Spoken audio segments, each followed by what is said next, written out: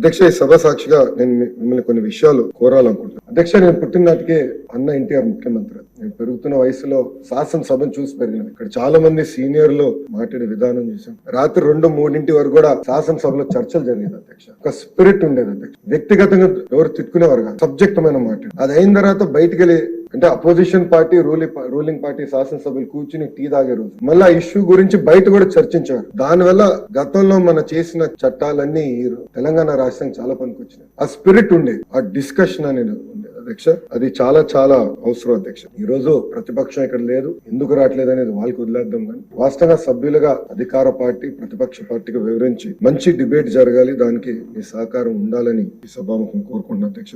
ఇంతేకాకుండా ఒక ఐటీ శాఖ మంత్రిగా నేను పక్క రాష్ట్ర శాసన సభలను చూశాను. అక్కడ డిజిటైజేషన్ పెద్ద ఎత్తున చేశారు అధ్యక్ష. మన సభలో చూస్తే ఇంకా కాగితాలు కనపడుతున్నాయి. సో డిజిటైజేషన్ అయ్యన్న పాత్రుడు గారు మీ నాయకత్వంలో